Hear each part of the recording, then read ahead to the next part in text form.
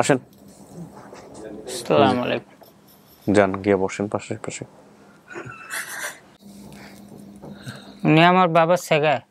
বাবার চেহারা আমি কানতে কানতে আমার সারা জীবন চলে গেছে, আমার কান্না আসতেছে না, কান্না মনের ভিতরে আসতেছে। আসসালামু আলাইকুম প্রিয় দর্শক এবং শ্রোতা, আল্লাহ সর্বাবস্থায় আমাদের সবার মঙ্গল করুন সেই দোয়া এবং শুভকামনা জানিয়ে শুরু করছি বরাবরের মতোই আপন ঠিকানার একটি আপডেট। আপনার অনুষ্ঠানটি দেখছেন স্টুডিও অফ ক্রিয়েটিভ আর্টস লিমিটেডের পরিবেশনায়, আমরা যেটাকে সংক্ষিপ্ত করে বলি SOCA। আপন ঠিকানা কি এবং কেন এটা তো নতুন করে আমার প্ল্যাটফর্মে বলার আসলে প্রয়োজন নেই, কারণ আপনারা জানেন যে আপন ঠিকানা মানেই হচ্ছে পরিবার থেকে হারিয়ে গেছেন ছোটবেলায় এবং জীবনের একটি পর্যায়ে এসে তারা পরিবার খুঁজছেন।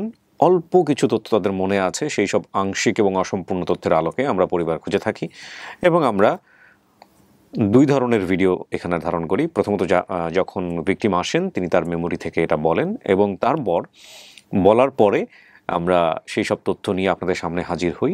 লাখ লাখ মানুষ ভিডিওগুলো দেখার পরে অনেকেই চিনে ফেলতে পারেন এটা তার পরিবার। যখন কেউ দাবি করেন, সেই দাবি করা পরিবারকে আমরা ভিকটিমের সামনে নিয়ে আসি এবং তিনি সিদ্ধান্ত দেন সমস্ত কিছু জানার পরে। তো আজকে সেই ঘটনাটি ঘটছে আজকের আপডেট পর্বে। যাকে নিয়ে আমরা আপডেট করছি, বেসিক পর্ব নাম্বার ছিল 714 এবং যিনি অতিথি ছিলেন তার নাম হচ্ছে আলিরাজ। অলরেডি আমার সঙ্গে বসে আছে। আজকের আপডেটটা একটু অন্যরকম হবে, হ্যাঁ সেটা আমি একটু পরে বলছি। এটা বেসিক পর্বটা প্রচার হয়েছিল 15/2/2025-এ, আর আজকে সম্ভাব্য সফলতার সংখ্যায় আমরা স্পেশালি আপন ঠিকানায় ঢুকে যাব 429-এ। ইন টোটালি বুঝতেই পাচ্ছেন 459, কারণ লস্ট অ্যান্ড ফাউন্ডে 30। তো আলিরাজ, আপনি যেসব তথ্য বলতে পেরেছিলেন, বাবার নাম বলতে পেরেছিলেন আব্দুল কুদ্দুস অথবা ইদ্রিস, যে কোনো দুইটার একটা হবে। মায়ের নাম হচ্ছে রাবেয়া বেগম বলেছিলেন। আচ্ছা, ভাই বোনের নাম সংখ্যার মধ্যে একজনের নাম বলেছিলেন আরিফুল ইসলাম আরিফ। জি ওকে। ওনার গ্রামের নাম ছিল ঘাগড়া, ইসলামপুর, ময়মনসিংহ। উনি 3টা শব্দ এখানে বলেছেন, ঘাগড়া, ইসলামপুর, ময়মনসিংহ। ঠিক আছে। তো আমরা যেটা পেয়েছি দাবি করা পরিবারের ঠিকানা মাঝিয়াকান্দি, ঘাগড়া, 5 নম্বর ওয়ার্ড, ইসলামপুর, ঈশ্বরগঞ্জ, ময়মনসিংহ, দাবি করা পরিবারের ঠিকানা। আর বর্তমানে আলিরাজ থাকছে আমিরাবাদ, কুমারপাড়া, 6 নম্বর ওয়ার্ড, লোহাঘাটা, চট্টগ্রাম। আপনি চট্টগ্রাম থেকে আসছেন? জি। এবং ভিডিও দেওয়ার পরে আমরা অফিস থেকেই তথ্য সংগ্রহ করেছি। আমি প্রথমেই বলেছিলাম যে আজকের ভিডিওটা একটু অন্যরকমের হবে। বেশ কয়েকটা ধাপে আমাদের ভিডিও সম্পন্ন হতো। সূচনা পর্ব, দ্বিতীয় ধাপ, তৃতীয় ধাপ, চতুর্থ ধাপ, পঞ্চম ধাপ এবং ষষ্ঠ ধাপ, রাইট? তো আজকে যে জিনিসটা হবে যে আজকে আসলে প্রথম এবং দ্বিতীয় ধাপ একসাথে হয়ে যাচ্ছে, সূচনা পর্ব এবং দ্বিতীয় ধাপে আলিরাজ। কারণ আলিরাজের সঙ্গে আসলে কেউ আসেনি, তো আমি ভাবলাম যে সূচনার মধ্যে ওকে ঢুকিয়ে নেই। তো এবং ও বসে আমার সঙ্গে কথা বললো, এটা একটা পার্ট। তারপরে ওর পরিবার যারা দাবি করে এসছেন তারা অলরেডি অফিসে চলে আসছেন, তাদের সাথে আমি কথা বলে একজনকে আমি ভিতরে নিয়ে আসবো বা দুজনকে নিয়ে আসবো, ওদের সাথে উনি কথা বলবেন এবং ফাইনালি আলিরাজ যদি সব কিছু মানেন আমাদের সঙ্গে মিট করে বাড়ি চলে যাবেন। এই হচ্ছে বিষয়। আর আমি লাস্টলি একটা এক্সট্রা দিয়ে দিব। তো আপনারা নিশ্চয়ই জানেন যে আমাদের অফিসের যে রেনোভেশনের কাজ, সেটার জন্য আমাদের একটু লাইটিং বা অন্যান্য সেট আপগুলোতে একটু বিঘ্ন হচ্ছে। আশা করছি ক্ষমা সুন্দর দৃষ্টিতে দেখবেন এবং আমরা খুব শীঘ্রই আমাদের ফুল সেট আপ চলে আসবে ইনশাআল্লাহ আপন ঠিকানা বা অন্যান্য প্রোগ্রামেরগুলোর জন্যে। আমাদের আরও একটি বড় স্টুডিও হয়েছে, খুব প্রফেশনাল একটা স্টুডিও। আমরা এখন পর্যন্ত পুরোটা কুলিয়ে উঠতে পারিনি because it's a very expensive one. এবং জানলে হয়তো বা অবাক হবেন যে একটা ক্যামেরা এবং একটা লেন্সের আপনি যদি খুব প্রফেশনাল সিনেমা লাইনের কথা প্রাইমারি লেভেলে চিন্তা করেন, সেখানেই প্রায় 6 থেকে 7 লক্ষ টাকা লাগে একটা ক্যামেরা, প্লাস হচ্ছে একটা পারফেক্ট লেন্স। ঠিক আছে। এখন এটা কিন্তু আপেক্ষিক, মানে আমার কাছে যেটা মানে পারফেক্ট বা প্রফেশনাল, সেটা আরেকজনের কাছে হয়তো কিছুই না, আবার কারো কারো কাছে হয়তো খুব এক্সপেন্সিভ হয়ে যাবে। ঠিক আছে। তো আমি আসলে যেটাকে যে লেভেলটাতে ধরছি সেটা ওরকম, এবং এরকম প্রায় 3টা ক্যামেরা প্লাস হচ্ছে আপনার সব কিছু মিলিয়ে ইটস হিউজ বাজেট। তো আমরা খুব অল্প অল্প করে আগানোর চেষ্টা করছি এবং আশা করছি ইনশাআল্লাহ আপনাদের দোয়া থাকলে আমাদের খুব শীঘ্রই হয়তো ফুল ফ্লেজ কমপ্লিট হয়ে যাবে এবং সেক্ষেত্রে আপনাদের এই দৃষ্টিকটু যে বিষয়গুলো আছে সেগুলো আমরা অনেকখানি কাটিয়ে উঠতে পারবো বলে আমরা ধারণা করছি ইনশাআল্লাহ। সো আলিরাজ কেউ আসলো না কেন সাথে? আসলে আমার সাথে আসার মতো লোক নেই। কি করেন আপনি? আমি কাঠমিস্ত্রি। একাই থাকেন?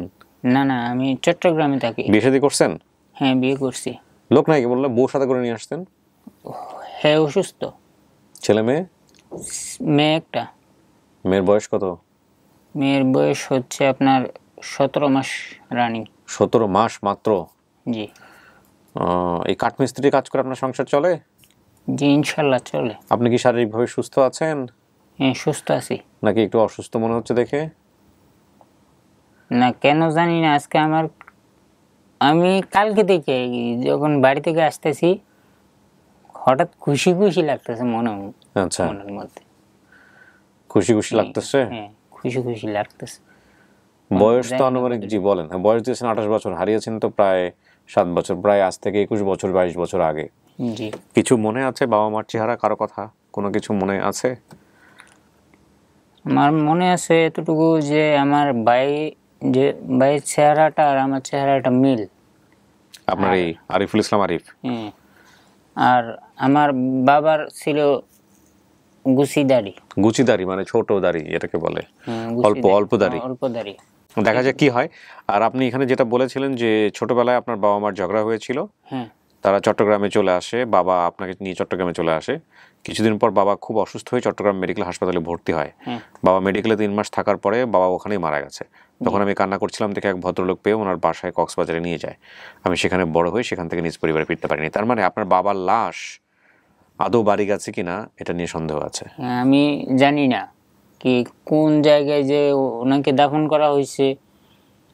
তাই আমি শুনছি ওনাকে দাফন করা হয়েছে মাটি জায়গা, ওখানে নাকি জায়গা কিনছে, জায়গা কিনে নাকি করছে, ওনাকে দাফন করছে। ঠিক আছে, যারা আসছেন অলরেডি তাদের সাথে আমরা কথা বলি। আপনি এখানে অপেক্ষা করবেন, আমি বাইরে থেকে কথা বলে আবার ভিতরে আসবো। ইনশাআল্লাহ। ঠিক আছে প্রিয় দর্শক এবং শ্রোতা, আমরা চলে যাচ্ছি পরের ধাপে। বসেন, হ্যাঁ আসছি।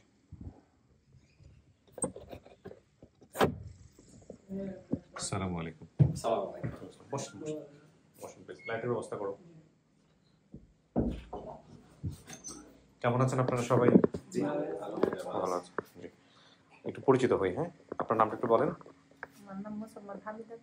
হামিদা। হ্যাঁ। কি হন আপনি আলীরাজের? আপন ফুপি। আচ্ছা, আপনার পরিচয় হয়ে যায়? যে আমি মশিউর রহমান চকদার নয়ন। হ্যাঁ। মানে আমি ওটার আপডেট করতে, খবরটা নিতে সবকিছু। মানে আপনি তথ্যদাতা? হ্যাঁ তথ্যদাতা। আচ্ছা ঠিক আছে, ওকে। আপনার পরিচয় মুরব্বী? আমার স্যার জ্যাঠা। আপনি জ্যাঠা হন, নাম কি আপনার? শাহেদ আলী মোহাম্মদ। শাহেদ আলী, ওকে। আপনার পরিচয়?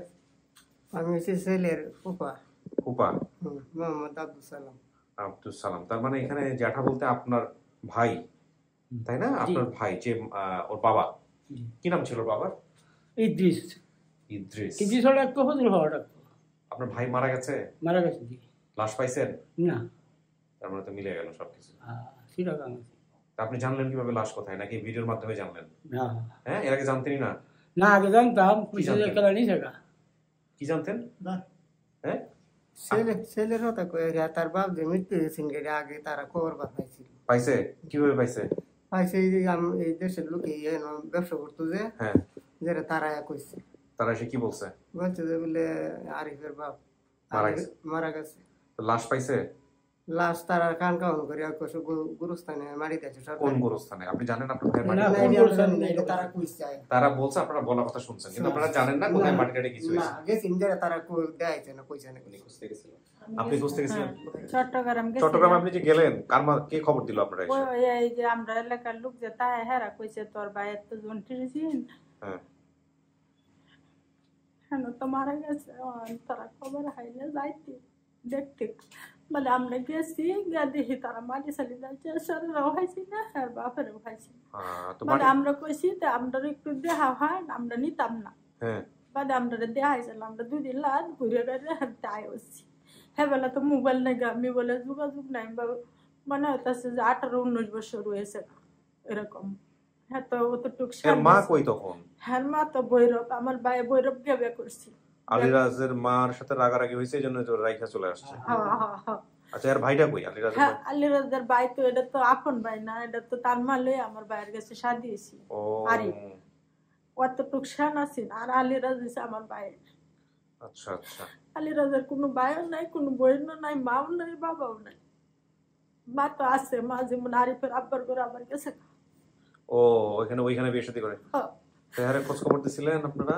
আরে আরিফ রে, হ্যাঁ, এর মায়েরে এর মারে গেছিলাম আমরা স্যারের লিয়ে, উনি বলে গেছিলাম। আমি ওই যে ওনার সাথে আরিফ ভাইয়ের সাথে কথা বইলা জানতে পারলাম যে ও তার মা এবং ভাইকে খুঁজতেছে। তো আমি আবার তাদের বাড়িতে গেলাম, আলীরাজের বাড়িতে গেলাম। যাওয়ার পরে তারা বললো যে তার মা এবং ভাই ভৈরবে। তো আমি ওই 2 ফুপুকে নিয়ে ভৈরব গেলাম।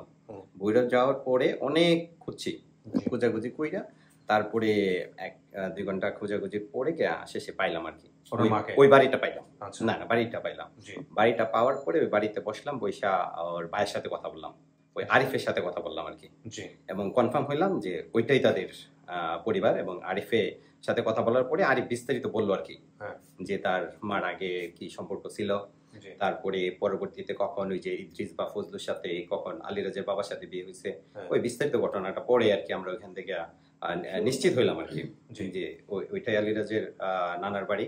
এবং আরিফের সাথে কথা বলে ওটা নিশ্চিত হইলাম সে তার ভাই। এবং আরিফও বললো যে হ্যাঁ আমরা খুঁজতেছি, এবং আমি একদিন খোঁজার জন্য তাকে ময়মনসিংহ আসছি, ওইরকম বললো আর কি। মাকে পাওয়া যায় না, মার সাথে আমি কথা বলতে পারি নাই।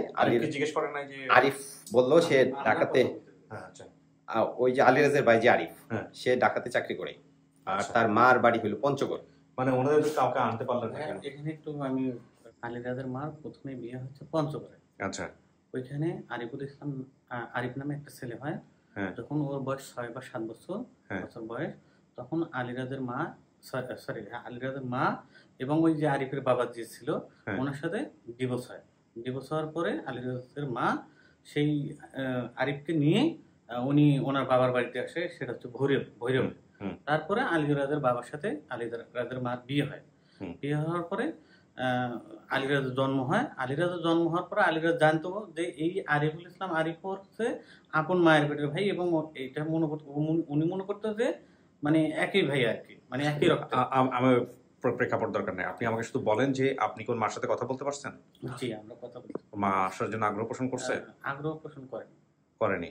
এবং আপনি আমাকে বলতেছিলেন যেটা ওইটাই বলেন, যে পরিচয় দিতে চায় না নাকি? একবারে না, মানে উনি এখন দিবে না।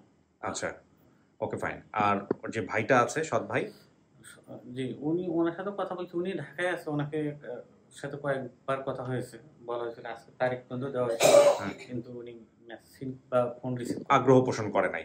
আচ্ছা ঠিক আছে, আমরা এইটুকু জানতে পারছি। এই হচ্ছে বিষয়, আমরা আমাদের দর্শকদেরকে জানাইলাম যে ওনার মা আসলে এটাকে আমাদের ক্যামেরাতে বলতে কোনো সমস্যা আছে? না, কোনো সমস্যা। আপনি চেষ্টা করে পারেন নাই?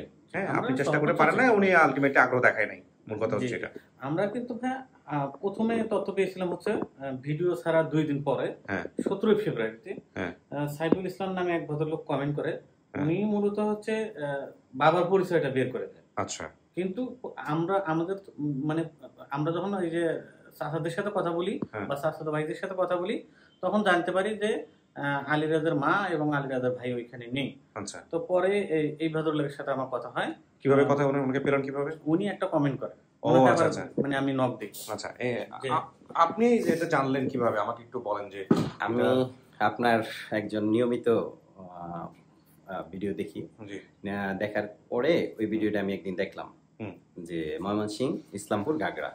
তখন আমি কনফার্ম হলাম যে এটা আমাদের ওই যে ইসলামপুর গাগড়া যে জায়গাটা, ওই জায়গাটা হইতে পারে, আমাদের এখানে হইতে পারে। মানে আপনার কোনো আত্মীয়স্বজন নাই? না, আমার আত্মীয়স্বজন আমার 2 গ্রাম পরে আর কি। আচ্ছা। তো ওইটা কনফার্ম হওয়ার পরে আমি কমেন্টস করছি যে ওটা কোনো আপডেট পাওয়া গেছে কিনা। পরে আমি নিজে কমেন্টস চেক করলাম, চেক করে কোনো আপডেট পাই। তো আমি কমেন্টস চেক করার পরে দেখলাম কারো পাচ্ছি না আর কি, যে খবর পাইছি এটা দেখতে পাইনি আর কি। কিন্তু তারপরে আমি কমেন্টস করলাম যে আপডেট পাওয়া গেছে কিনা। পরে একজনে বললো যে না, পাওয়া যায় নাই। পরে আমি বলছি আচ্ছা ঠিক আছে, আমি চেষ্টা করব। তারপর আমি একজনকে নিয়ে গেলাম, যার পরে মানে খুব সহজেই আর কি পাই গেছি। ওই যে সাইফুল বা অন্যরা কিন্তু এই ভিডিওটা দেখছে, দেখার পরে খুব সহজে আমি পাই গেছি। পাওয়া যাওয়ার পরে আমি ওই যে মেসেজ দিলাম, কমেন্টস করলাম আর কি। পরে আমাদের ওই যে আরিফ ভাই আমার সাথে যোগাযোগ করছে। আপনি কষ্ট করে আজকে নিজ চেষ্টায় আজকে সে ময়মনসিংহ থেকে আসছেন। আপনি থাকেন কোথায়? আমি ময়মনসিংহ ঈশ্বরগঞ্জ। আচ্ছা, বিশাল কাজ করছে আপনাদের জন্য, তাই না? বিশাল কাজ করছে। এরকম মানুষ আজকের সমাজে কয়জন পাওয়া যায় বলেন? অনেক কষ্ট করছে, বৈরব লয়ে গেছে আমাদের বাদে। আলিরাজের আম্মা কইছে, আরিফে কইছে আমার আম্মা তো আর একটা সংসার আছে, আমার আম্মার সাথে কথা কওয়া যায়। ঠিক আছে, থাক, সমস্যা নাই। প্রত্যেকটা মানুষ তার নিজ নিজ জায়গাতে। এখন দেখেন এগুলো কষ্টকর বিষয়, কিন্তু না পাইলে তো আরো বেশি কষ্ট হতো, তাই না? যতটুকু পাইছে তো। একদিন হয়তো মা এসে বলতে পারবে যে বাবা আমি এরকম সমস্যায় ছিলাম, যে কারণে পরিচয় দিতে পারিনি, তাই না? এই হচ্ছে মিডিয়াতে হয়তো আসতে চাচ্ছে না। ঠিক আছে, ওকে। এখন আমরা ভিতরে নিব আপনাকে নিয়ে, আপনি তো জ্যাঠা, দুজনে মিলে আপনাদেরকে ভিতরে নাও, কথাবার্তা বলুক, তারপর আমরা বাইরে আবার নিয়ে আসবো। ওকে, ঠিক আছে? ওকে। কিছু কি শোনা গেছে ভিতর থেকে? হালকা পাতলা শোনা গেছে। পুরো সব কথাই শুনতে পারছেন? না, বুঝতে পারিনি। বুঝতে পারেন নাই? কোনো জীবনই থেমে থাকে না, তাই না? জি বাপ মা ছাড়া যে বড় হইলেন, আল্লাহ তো বাঁচায় রাখছে না? জি, ইনশাল্লাহ। বাবা তো মারাই গেছে। জি, বাবার লাশটা কি হয়েছিল আপনার কি জানা আছে? না এটা আমার জানা না, আমি দেখিনি। দেখেন নাই? না। আপনাকে কিভাবে নিল এখান থেকে? আমাকে নিশ্চয় আপনার মানে ওই দিনের ঘটনাটা একটু বলেন তো, বাবা মারা যাওয়ার লাশ কি দেখাই দিছিল আপনারে? হ্যাঁ, লাশ দেখছি আমি, লাশ দেখছি। লাশ দেখানোর পরে লাশ নিয়ে গেছে। আমি কান্দিও না, হাসিও না। মানে বোঝার বয়সটা হয় নাই আপনার, নাকি আপনি কি? আমি দুষ্টু ছিলাম।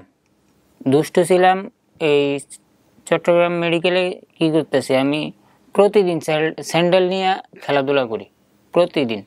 ওইখানে এক নার্সে আমাকে দেখাশোনা করতো। ওই প্রতিদিনের মতো ওই দিনও আমি খেলাধুলা করি। হঠাৎ করে একজন এসে কয়, তোমার বাবা মারা গেছে। তারপরে গেলাম, গিয়া দেখি হয় সত্যি মারা গেছে। তো এখন আমি কি করি, কান্দিও না, হাসিও না, তাকাই আছি।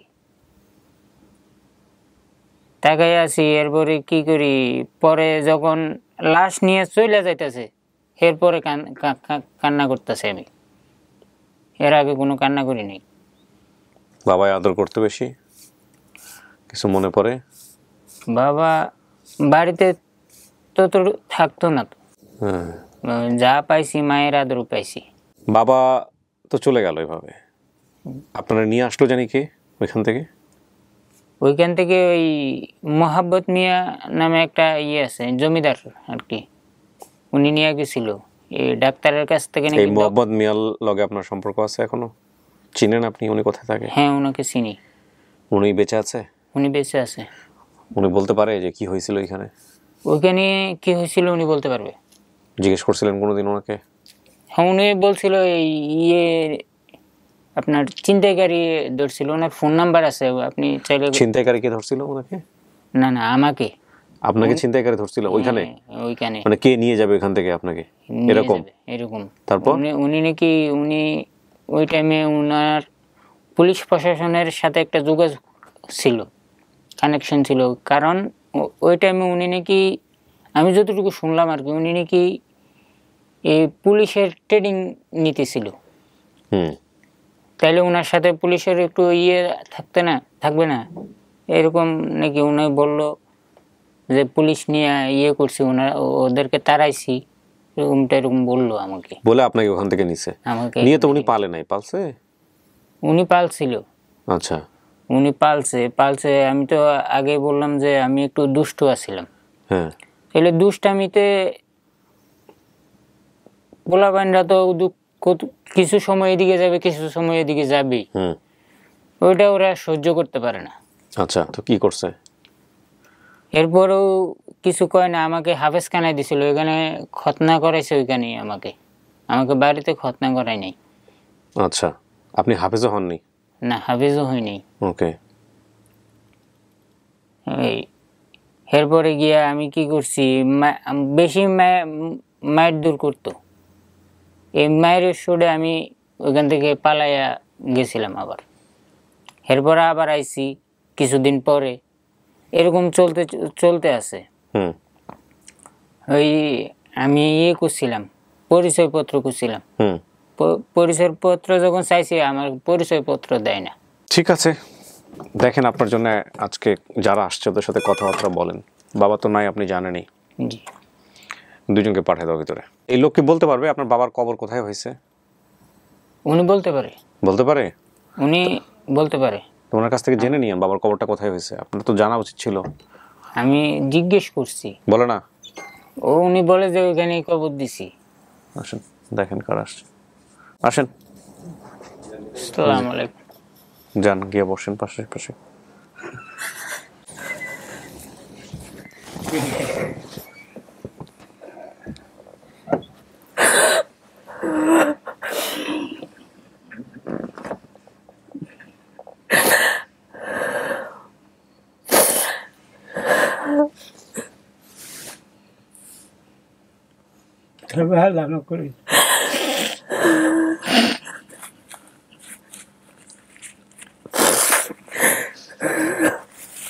কালো হয়েছে আসলে কিচ্ছু নাই শরীরের মধ্যে।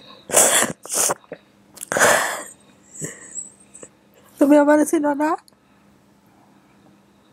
উজ্জ্বলের আমার চিনো না তুমি? উজ্জ্বলের আম্মা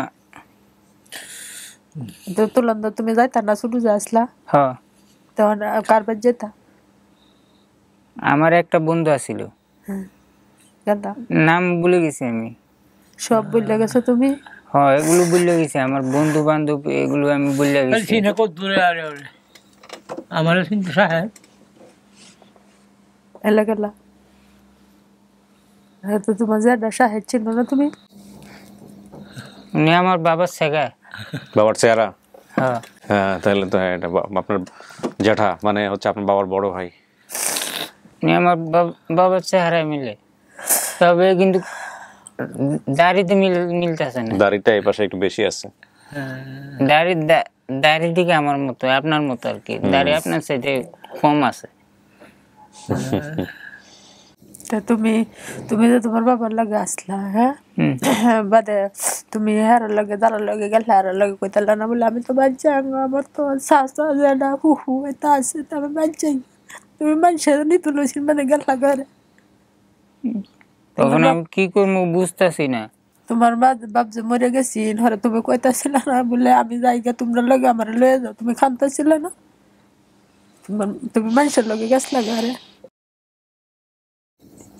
আর আমরা খুঁজছি না, আমরা তো গিয়ে খুঁজছি, আমরা তো দেখাইছি না। 2 দিন রাত করছে গিয়া আমরা 2 দিন লাগানো রয়েছি উবাস টুবাস টাকা বিশ্বাসী মানে তো আপনারা তো দেখাইছেন, আমরা কইছি আমরা একটু দেখি দুই সারা জায়গা আপনারা চিনে তো যাইবো আর দুজন না চট্টগ্রামে গেছিলেন? হ্যাঁ চট্টগ্রাম কক্সবাজার গেছি, মেডিকেল বিশ্বাসী ব্যক্তা বিশ্বাসী এবেলা তো মোবাইল নাই, এবেলা মোবাইল নাই তো বিশ্বাসী তবে আমাদের 2 দিন লাগ থাকতে উবাস মুবাস থাকতে আমরা আছি। তোমার এত নিশাকা কোথাও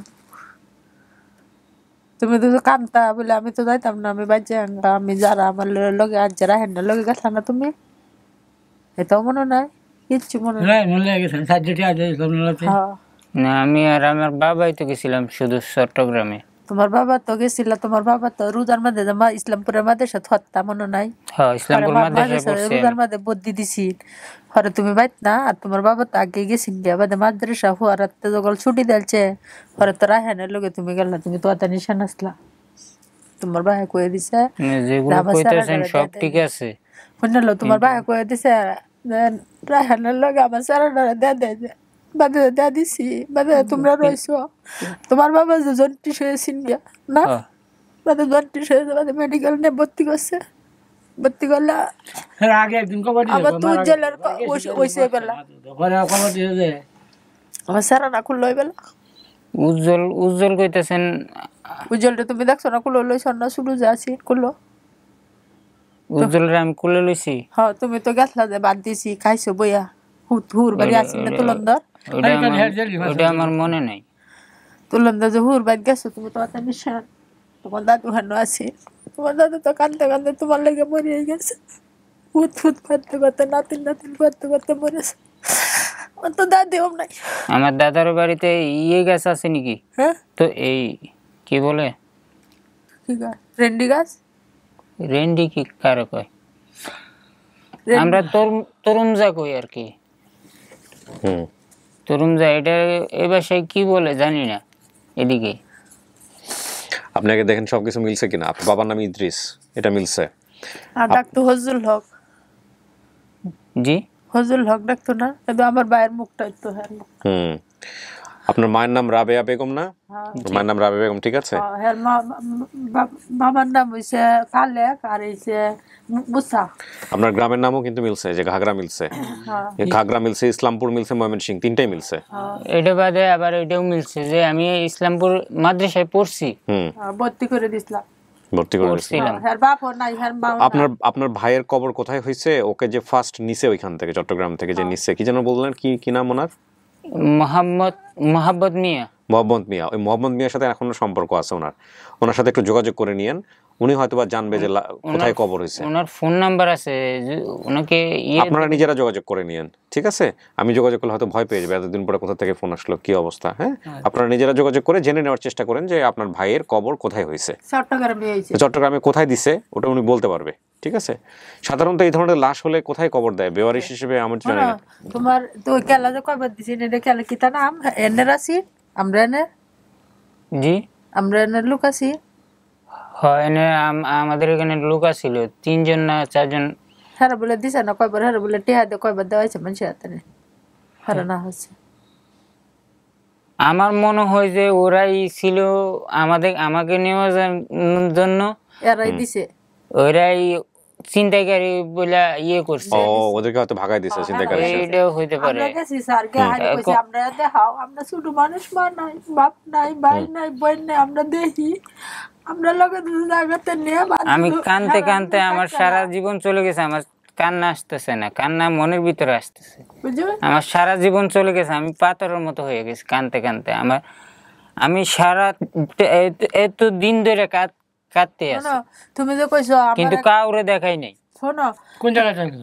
আমি এখন বর্তমানে চট্টগ্রামে থাকি। আমি কক্সবাজার জেলায় বড় হয়েছি। কক্সবাজার হক কইছে কক্সবাজার জেলা নিছে হচ্ছে। আমি কইছি আমরা কইছি আমরা কক্সবাজার জেলা চকরিয়া তা নাই। হ্যাঁ চকরিয়া কই। হ্যাঁ বাদে তোমার জানা দেখেছি চিল্লাত বাদে নামটি আনা হাইলছি হাইলেও হর আরেকজন দিছে না ইশারা দেনা হচ্ছে বুঝছো। তোমার জানা কইছে বলে আমার একটু সারাটা দেখা হান দেখাইলে আমি বুঝলাম টিহান আমি আনা বুঝবো চকরিয়া তা না। হরে নিছে না চালাই হইরা বুঝছো।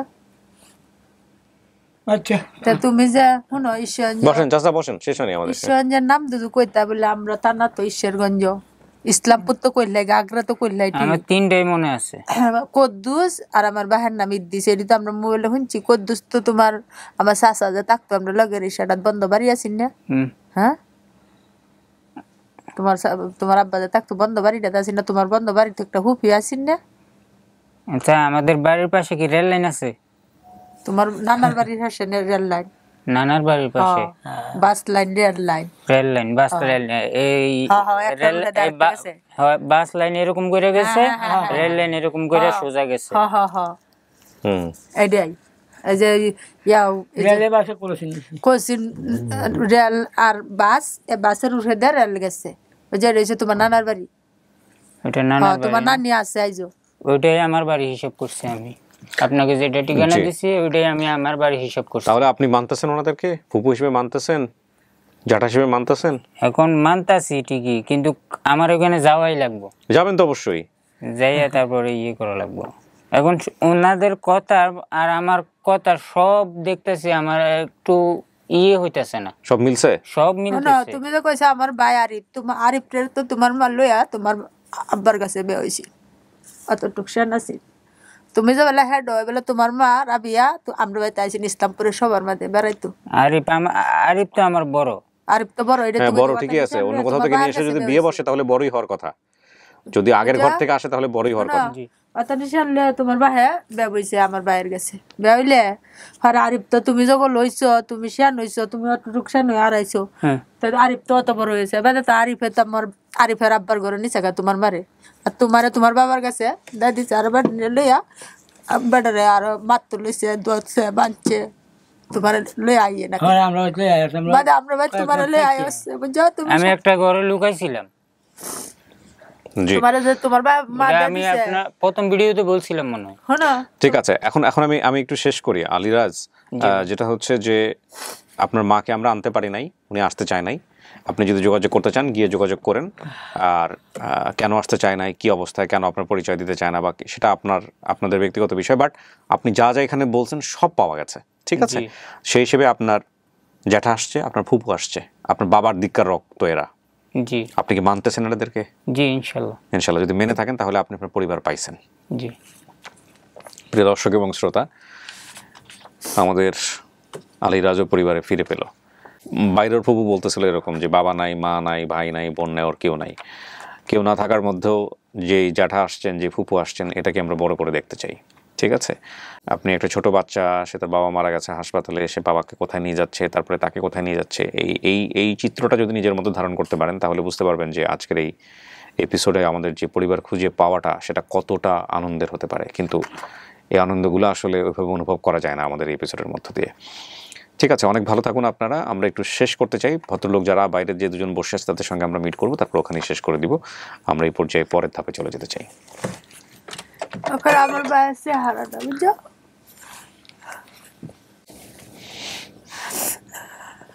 খাইছো এটা খাইছো? খাইছি মাছ আমরা দিয়ে। বেরোচ্ছি। কি খাইছেন? খাইছেন কিছু? আসছেন কখন? আমি আসে ওর কিন্তু একটা বউ আছে বুঝছেন, শুধু একা একা নিয়েন না। না কাকা 17 মাসের একটা বাচ্চা আছে, মেয়ে আছে, ঠিক আছে? এগুলো একটু মাথায় রাখেন। হ্যাঁ, ওকে, ঠিক আছে, দাঁড়ান আমরা বের হবো। ওকে, আসেন, চলে আসেন, চলে আসেন, সবাই চলে আসেন। যাও, গিয়ে বসেন।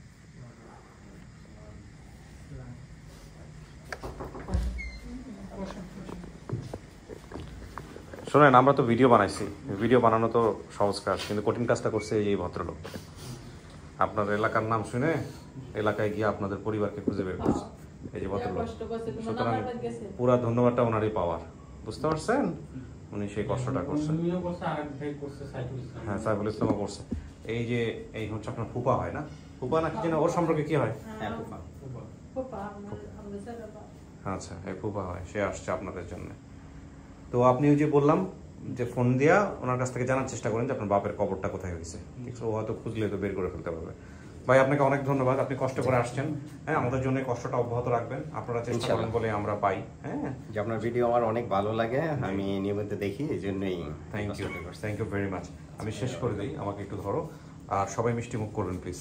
জি, সুপ্রিয় দর্শক এবং শ্রোতা, আলহামদুলিল্লাহ আমাদের এই ভিডিওটা সফল। যেমনই হোক না কেন, যাই কিছু হোক না কেন, আমরা তাকে পরিবারের কাছে ফেরাতে পেরেছি।